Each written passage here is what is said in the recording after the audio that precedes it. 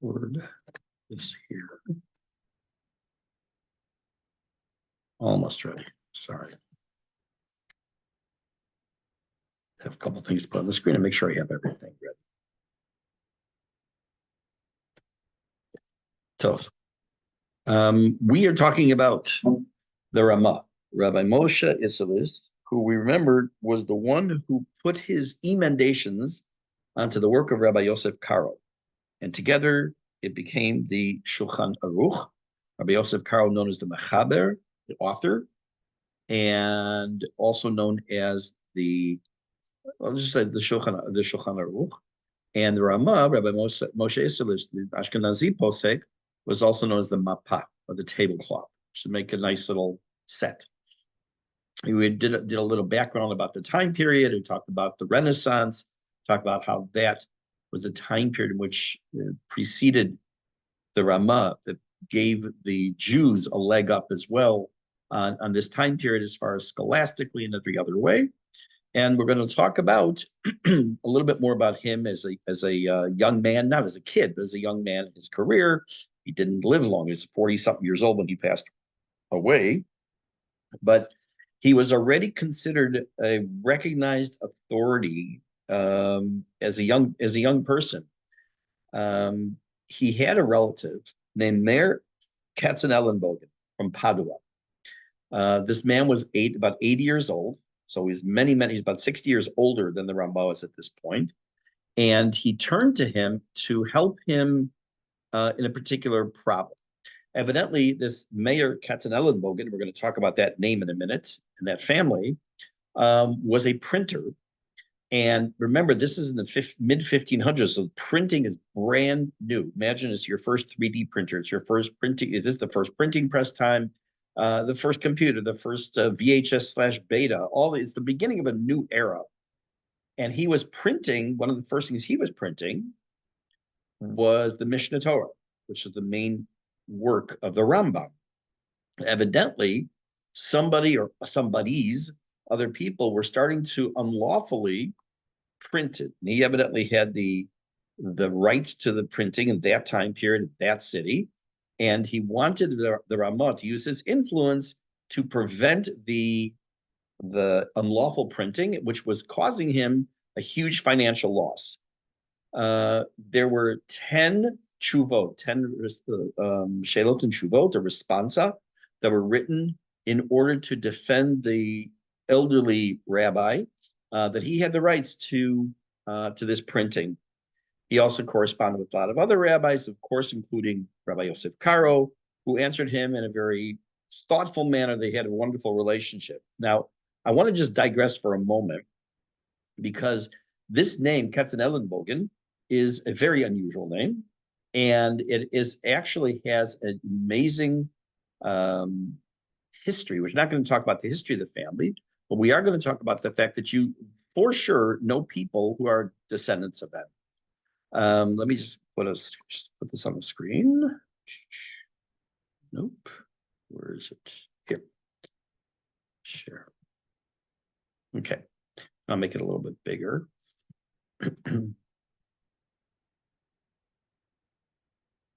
So the Katzenellenbogen family, okay, we go back to Rashi. So anyone who is a descendant of the Katzenellenbogen family is also a descendant of Rashi, and goes all the way back to David HaMelech.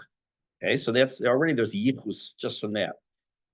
This is the time period, the Maram of Padua, who's the Meir Katzenellenbogen, who we were just talking about. He has this highlighted in this chart. I didn't make this chart. Some of the names of some famous people.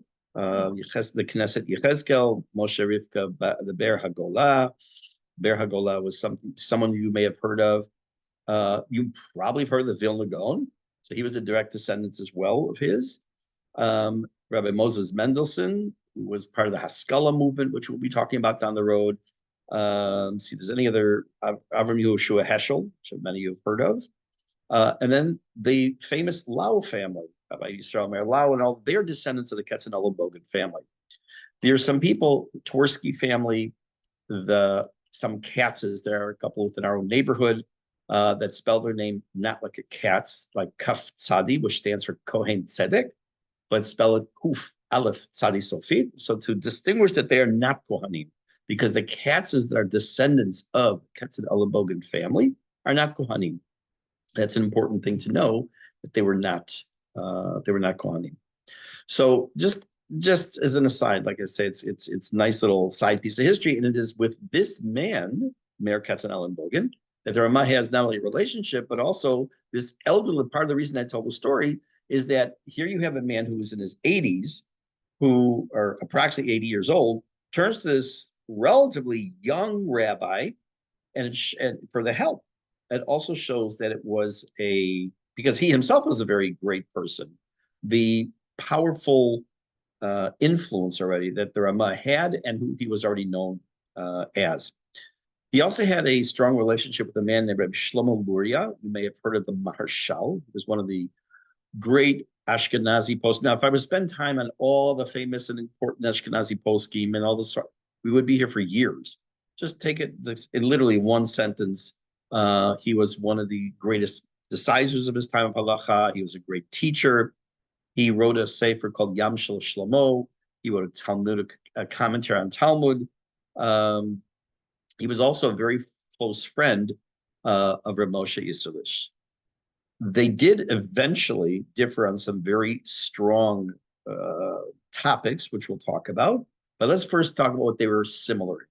Now, let me explain to you why I'm even mentioning this. When you take a man, let's take a name that we all know, Rabbi Moshe Feinstein Zecher Tzadik v'Kadosh Livracha. Now, he was the Gedol Hador. He was with the undisputed posek, the size of halacha of his generation. I remember vividly when he died, which was on Tanis Esther, thinking we have nobody left. We don't have someone who everyone in the world agrees on. By the way, to this day, that's true. We have many, many great Gedolei Torah, but there is no person like Rav Moshe Feinstein who everybody in all, whether they're Haredi, Dati Leumi, or that, whatever label they have, that the world looks at as being, he is the man. There's no such thing anymore right now. We have many who are very, very wonderful poskim. But these people did not live in a vacuum. Whether you're talking about Rav Moshe Feinstein, or you're talking about any Gedolim, even the Rambam, even the Ibn Ezra, and all these others, they interact. They were human beings. They were people. You know, we forget, and we talked about with Rashi, for example, that he had a business. He was a vintner, hence the fact that there's Rashi wine. People worked. They didn't just sit in kollel all day and take money from the government. Well, with that out loud. So here he had an interaction with another great man of his time, and they did have a number of things in common. They both wanted whatever questions came to them. They wanted the absolute unadulterated truth in any decision in halacha. They also worked very strongly towards growing literature related to Talmud. Now, what does that mean? If you were to take a Gemara, it wouldn't look like today's Gemara. It's the same words, but just it wasn't printed yet, really, and go back about 500 years, there were a handful of commentaries on it. That was it. You know, Rashi, Tosfot, Rush, Ran, all names we've talked about. But how popular was learning the Gemara? Was it in the hands of the masses? Was it in the hands of just the people who were Talmidei Chachamim? Their goal was to broaden this. And they also were very, very much into the topic of minhagim, or the importance of customs. I'm making myself a mental note that maybe when we finish with the Rama, I'm going to segue for at least one class and possibly two to the topic of minhagim. There are many different types of minhagim, and one of the favorite classes I ever gave years ago was called minhagei shtut, or foolish minhagim, or minhagim that grew out of mistakes. For those of you who've ever heard of Rabbi Daniel Sperber, he's an author of, I think it's 8 volumes. I have it. I have to look, but it's called Minhagei Yisrael, and deals with the minhagim of Am Yisrael over the centuries. It's fascinating stuff. And so maybe we'll do a little something on minhagim. But in any case, they were both very much into maintaining family minhagim, Jewish minhagim, carrying things down from one generation to another within the families. But they also differed on one major area, and that had to do with philosophy.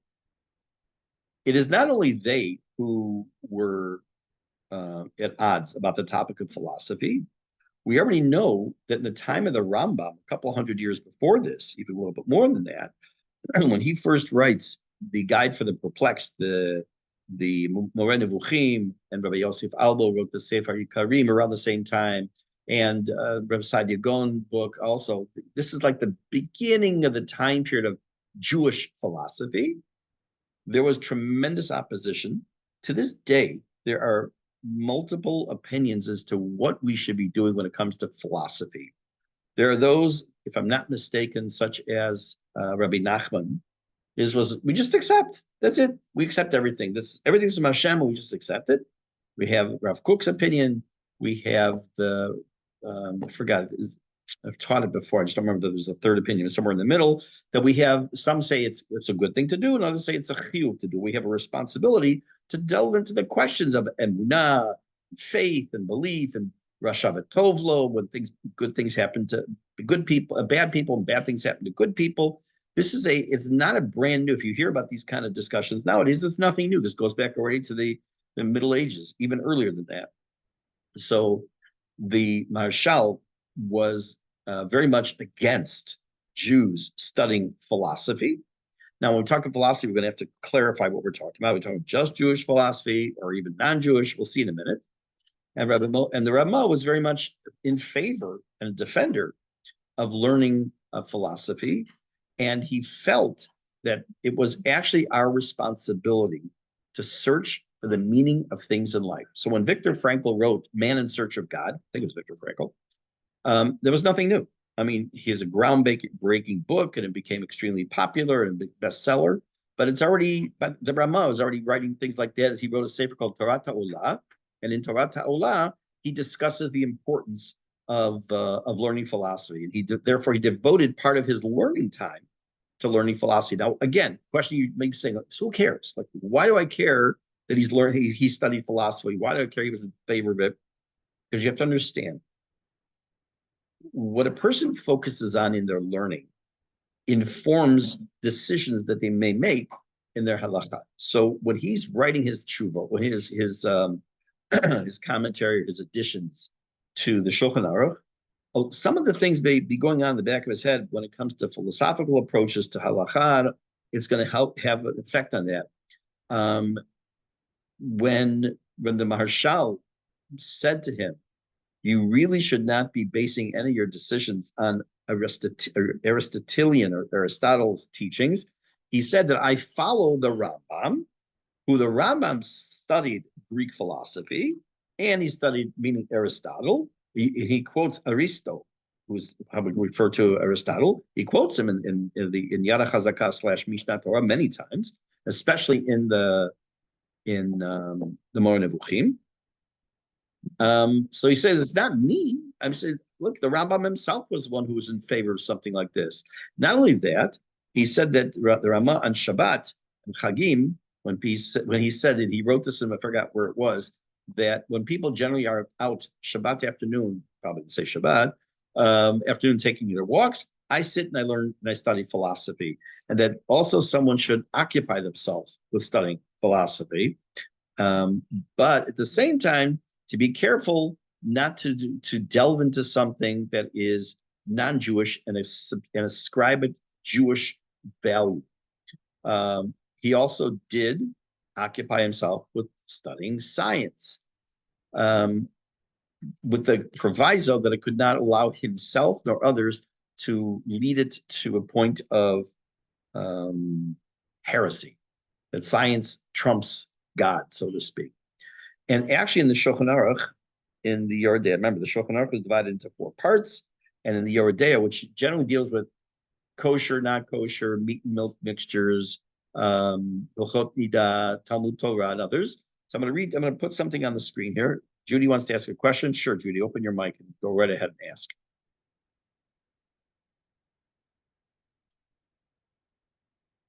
Unmute. There, now you're. Thank you. I'm sorry to interrupt, but how did they know? How did they know if a specific section dealing with, let's say, plant life was going to have value as a Jewish value, or perhaps one of the plants would be compared to Christ on the cross, and it would go from there. How Mhm. did they know if they hadn't read it already? It's like you or I opening a book and knowing what's inside before we read it. Right. So I would venture to guess that for that very reason, the Maharshal and others were against this type of investigation. However, on the other hand, Mhm. we know that someone like the Vilna Gaon Mhm. wrote books about mathematics. It is very widely accepted in most circles that without good knowledge of some basic math, there's a lot of Gemara and there's Mhm. Mishnayot and Seder Zerayim that you basically cannot understand. Astronomy appears in the Talmud. So there are things that appear in the Talmud that would be, and especially medicine in many places in the Talmud. But I can't say it's trial and error. But the Rama believed that he would be able to read some of these things and be able to separate, as they say, the wheat from the chaff. The Marshal said, Mhm. not worth it. Not possible. Okay. Right. Thank you. You're very welcome. So let me show you one thing from the Gemara. This is Shulchan Aruch. Here we go. Okay, so this is from Shulchan Aruch Yordea, Siman Reish Mem Vav, number 246. This is a comment of the Rama on in the Shulchan Aruch. V'yei shomrim, there are those who say, Shebet Talmud, this may help also a little bit with who you're asking, Judy. Shebet Talmud Bavli, Shu Balul Bibikre, B'Mishnah Ugmara, that the Talmud Bavli, which is filled, overflowing, or mixed in with psukim from Tanakh, words of Mishnah, words of Gemara. Adam Yotzei Yodei Chavato B'Shvil Hakol. Learning just Gemara according to some opinions, and he quotes the Rabbeinu Tam right here. It's Rashi's grandson. We learned about him. That just learning Talmud, you are able to, you'll say your mitzvah of Talmud Torah in every type of area. Ve'en ladam lilmod ki mikra Mishnah Gemara. That a person should only learn Tanakh, Mishnah, Gemara, because doing that, they cover all their bases. And many poskim, disciples of halacha, agree. And by doing so, you will acquire this world and the world to come. Aval, but not to learn other philosophies. So he quotes a couple of people, the Rashba, the Vivash. Umikol makom. Now the Rama adds, nevertheless, mutar li'amod bi'ikrai b'shar chachamot. He says you are allowed, not on a consistent basis, that you spend your day in and day out learning philosophy, but in like here and there to learn philosophy. Ubilvad shelo yu sifrei minim. On the one hand, it cannot be books of apostates. Okay, I'll explain what that is in a minute. I shall tell you now. We've talked about this actually this week in Tefillah and last week in Tefillah. A min, an apostate, is a person who is Jewish, who basically has thrown it all away and turned it around. That either they don't believe in God or that the Torah is, man-made and they can make up their own rules. So if you read a book that's written by a philosopher such as that, that's not okay. So doing that, going through those types of books is referred to as taking a walk in the Pardes. I don't want to get into that right now because that'll take us a long discussion. Right when here's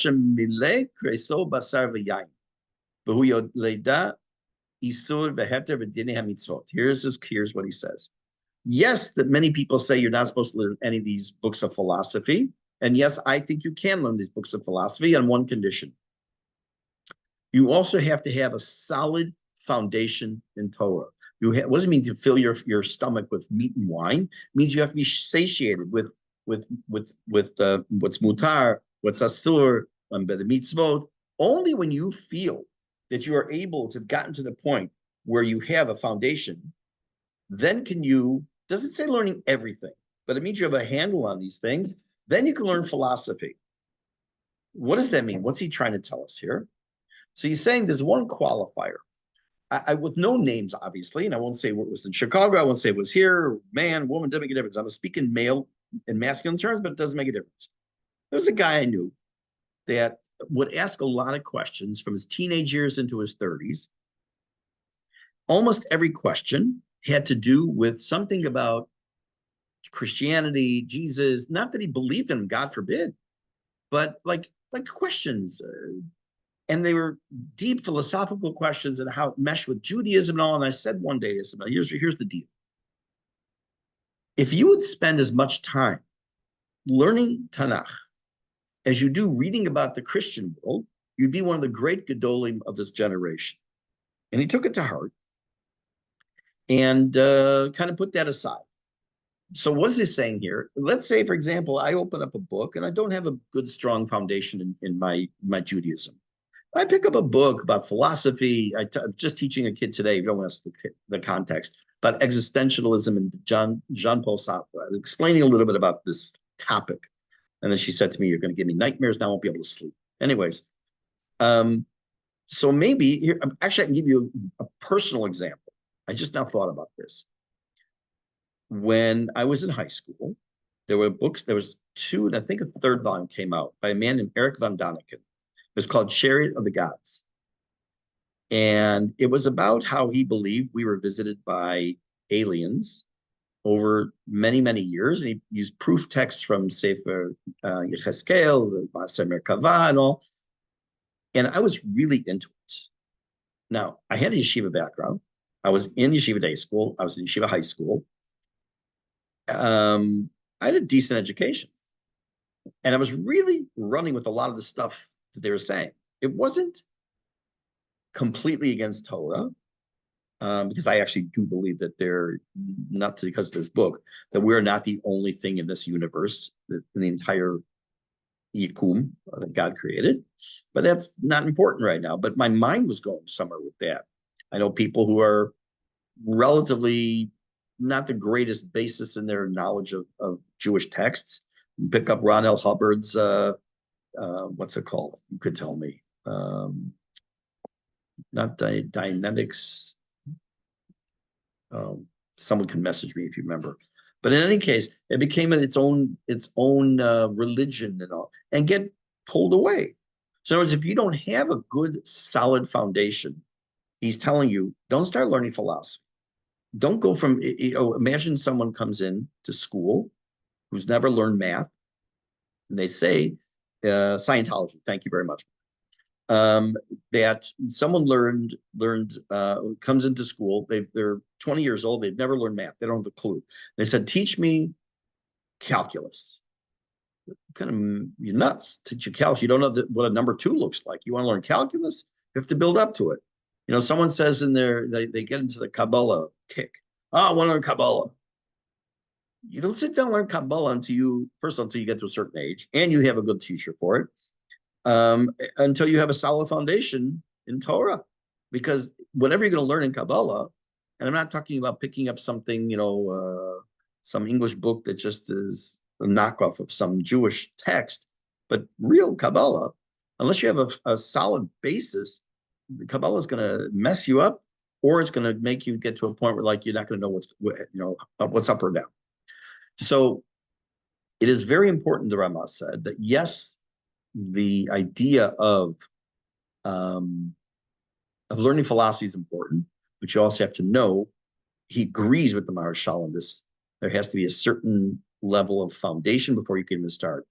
The Rama also had, as I said, a very extensive knowledge of astronomy, and he loved, believe it or not, history. He actually himself did not publish a book on history, but there's a historical work that he had one of his students, his name was David Gans. I actually have a picture of it, called the Tzemach David, which is in fact a book of history. I just want to show you. I want to see that because I didn't even think about looking at the spelling. Let's see. Tzemach David, let me make it bigger. And you see here, the highlight away, okay? He says the name of the book is Tzemach David, V'hayat Talmid Muvhak LeRama. He was his main teacher was the Rama. And the David Gans, who wrote the book, it's spelled down here, just like our dear friend in the neighborhood. So I have to ask and find out if that was, if he's a relative to that. So I'm being asked, for philosophy, do you mean other studies like math, history, grammar, and astronomy? Not necessarily. Not necessarily. There are those who will say, if it's not in the Gemara, don't learn it. And I know there are people who say that. But even someone like the Maharshal, who was against philosophy, in quotes, would have been okay with math, would have been okay with grammar, and would have been okay with astronomy, because those all fit into Gemara. History, I don't know. I don't know what his belief would have been on that one, though. But no, philosophy does not necessarily mean across board everything. Correct. So I have to find out from our neighbors here if they are descendants of Tzemach David. So in any case, what was it? This book, it says here, Kitzur Muflag Bedorot Hakdumim. It's a short, exceptional work on ancient or former generations. Adam, Noach, Avram, Bashar, Nashim, Tmimim, Nevi'im, Tanaim, Amoraim, Amoraim, Rabbanan, Savorai, Geonim, Rabbanim, Haramim, Ad Shnat He Alafim Taf Nun Bet Yitzirat Olamim. So you're talking a few hundred years ago, about 500 years ago. And about 500. And he was asked by the Rama to author this kind of a book.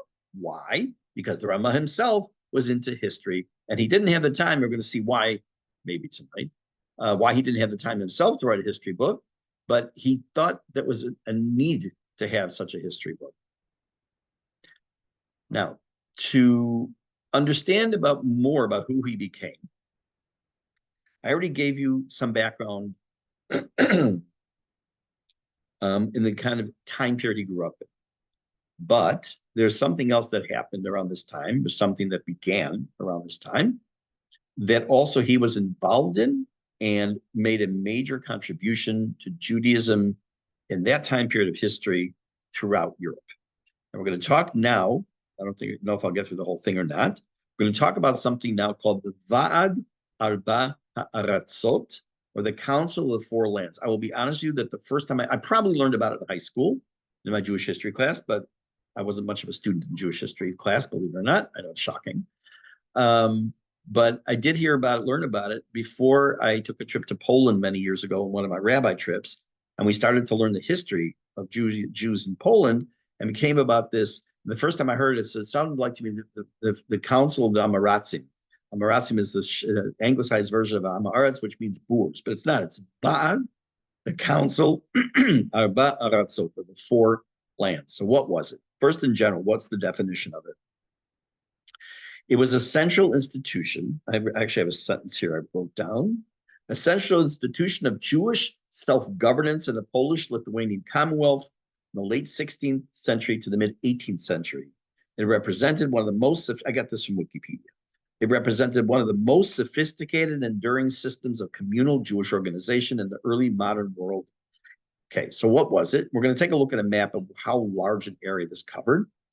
Basically, it was a council with representatives of various countries that would get together at a yerid. A yerid in modern Hebrew means a fair.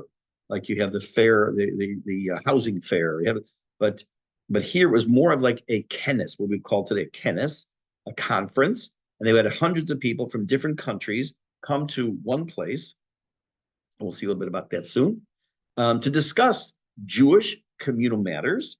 They would design a framework for dealing with legal issues, economic issues, religious issues, political issues faced by Jewish communities. And they would come up with decisions that would become binding in all the different communities.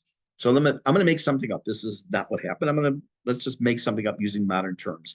So let's say you have something like that today, and you have representatives from the United States, Canada, South America, which I know is a continent. Let's say Bolivia. I don't know why I pulled Bolivia. France, Japan. And they all get together in one city once every X amount of years, or once X amount of times a year, maybe it's once a year. And there's an agenda. And that agenda deals with how do we deal with the following halachic issue? And they would talk about it, they would have a discussion about it and come to decisions. And how do we deal with this concept of the minhag? Well, what about economic issues that affect all of the Jewish people? What about legal issues? What about religious things? They had different opinions, maybe, and sometimes they remained with their different opinions, and sometimes they came to a joint opinion. The history of this council is mixed in with Jewish life in Eastern Europe, where there was prosperity, there was tremendous amount of growth, and very difficult times. I mean, just listen again, the time period we're talking about is the 1500s to the mid 1700s. So we already know that the early mid 1500s, we already know there was a lot of good stuff happening in what became Poland. And the Council of the Four Lands, the Vada Baratzot, begins in the late 1500s, in the time of Rabbi Yosef Karo and the time of the Rama. I have to keep that in mind. Why is that significant? Because if you're talking about the Sfaradi Posek, basically the Posekador, the generation's top decider of halacha, and this Ashkenazi one, so there have to be some involvement to them. It was during a time period where the Polish-Lithuanian Commonwealth, which we talked about, I think, last week, was a place where Jews were running to from persecution in Western Europe. This Commonwealth, this part, the Polish, that's not easy to say, Polish-Lithuanian Commonwealth was the largest, most vibrant Jewish place or population center in the world at that point of history. It is not go down a lot over time as far as population, even though there are a lot of bad things happen, until, of course, we know until the beginning of prior to World War II, and Hitler going through Poland September 1st, 1939. Not a good day. And but there were still millions of Jews living in Poland.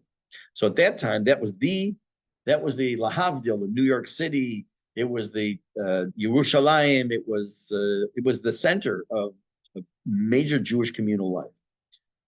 But it was decentralized also. You had different communities, different cities, different parts of country. So they decided to establish a regional council to coordinate various communal affairs.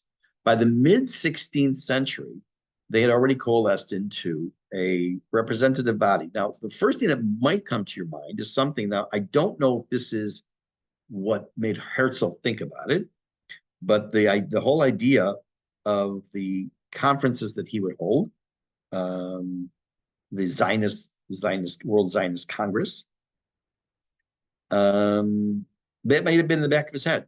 That's not until the late 1800s, but it could have been in his mind. No idea. I mentioned this the next sentence now just because it popped into my head. He wrote in 1899.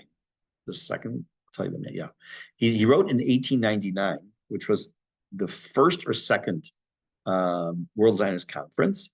He says, today we created the Jewish state. Maybe not today and not tomorrow, but in 50 years from now, there'll be a Jewish state. And almost 50 years exactly later, 1948, is when the state of Israel was born, which is interesting. The whole topic of Herzl and prior to that, Alfred Dreyfus and all that stuff, it's going to be a while till we get to. Fascinating stuff. Fascinating. Anyways, let's come back to here. The names of the name of the four lands refer to four principal regions. I'll show you the map in a second. Greater Poland, Lesser Poland, Volhynia, and Ruthenia. Let me just take a quick look at the map. It's hard to picture something you don't know, at least some of these names. Okay, you see, was this one or the next one I want to show you? Okay, this is what it looks like today. This is basically Europe.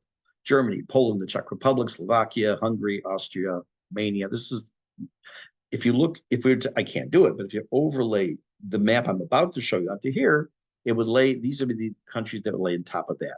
Lithuania, Prussia, Black Ruthenia. I circled the air, really? I have to make it smaller again so I can keep that with it.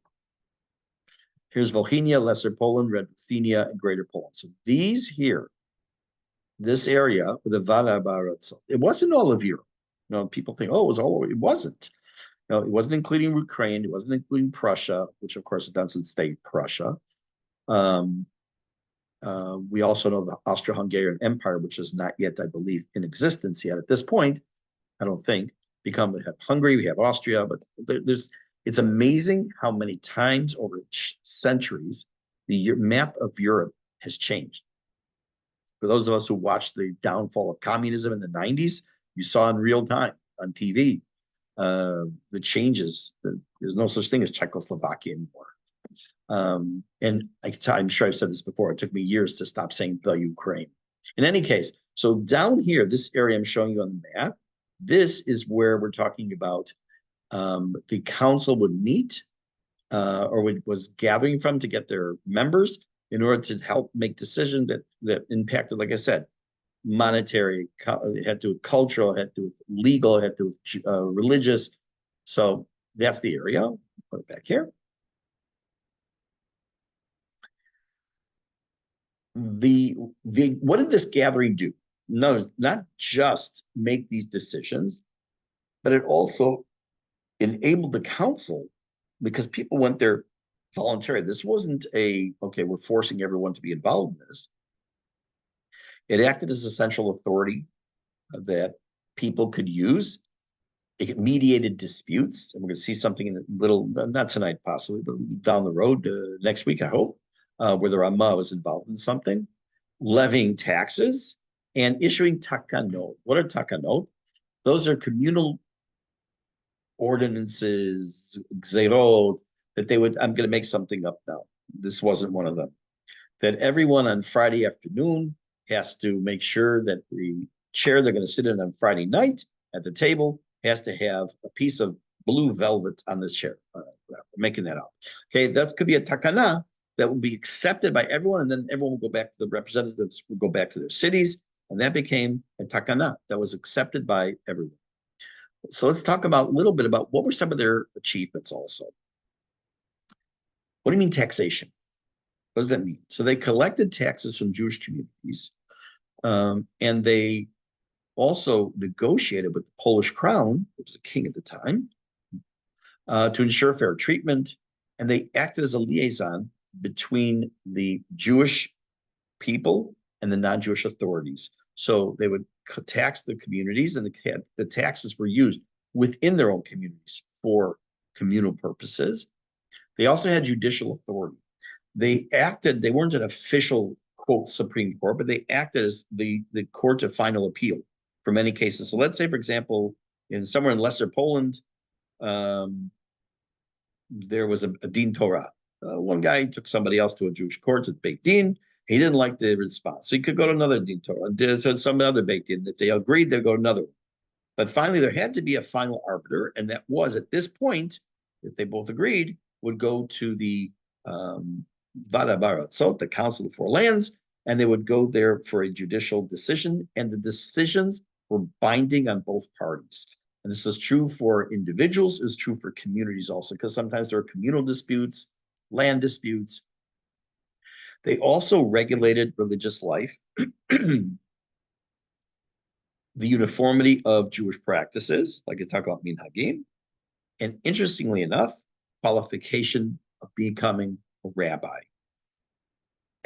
Theoretically, any man could have stood up in Volhynia and said, as of now, I'm Rabbi so-and-so. Well, still we had what's called smichat chachamim. Still a rabbi had to have said in writing that he is worthy of becoming a rabbi and he's someone you could rely on for Jewish halachic decisions. But it was, what did he have? What was the basis of, what was the curriculum he had to know? Right? So it was very decentralized. So each community could have their own rules as far as what the rabbi had to have known and learned from his rabbi in order to be called rabbi and serve in a community as a rav. So they came up with various qualifications that a rabbi had to do. I'll tell you, it's interesting. So I learned and finished smicha in 1981. My time period was probably the last group of guys that learned the halachot of shchita, actual, what you had, shchita and trefot, things that make the inside of the animal not kosher at all. It is no longer, as far as I know, in almost any rabbinic course of study anymore. What it did do, though, was it gave me the bug to learn. As I learned how to shecht, I learned to check the animals, and all. It was absolutely amazing experience. But again, today, practically, when you're asking a Rav to spend 3 years or 4 years studying to become a Rav, you want to make sure they have tools that they're going to need when they're going to be in a community.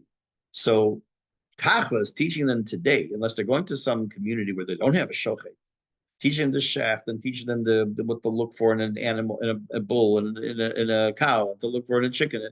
Tachlis, it's not that much needed. Yes, there's still communities that need it, and therefore those people would have to have had it. But going back to here, the Vadar so would say, look, if you want to be a rabbi anywhere in these 4 countries, you had to have X qualifications. You had to have learned, I'm making this up now, you know, Hilchot Shabbat, halachot of Hilchot Nida, and kosher and non-kosher mixtures, and meat and milk mixtures, the basic halacha framework of halacha. There also were economic coordination. We would manage trade disputes. You also have to remember, this is a very big time period of growth. This is why we talked about the Renaissance last time, because it influenced Jewish life. Remember, the Jews were the landowners, or the crown owned the land, but the Jews were the middlemen. They had serfs, and they had feudal lords, and all this other wonderful stuff you may have learned about in high school. But there were certain trade disputes. They had to regulate to some extent kosher certification. If you think it's just a new thing in the modern times, oh, we have a hashgacha on a product. Back then, they were still had to come up with what you could say would be kosher. And they also dealt with unfair competition. I own a butcher shop on a certain street, and somebody comes along with an X amount of meters or feet, and he wants to open up a butcher shop selling the same stuff.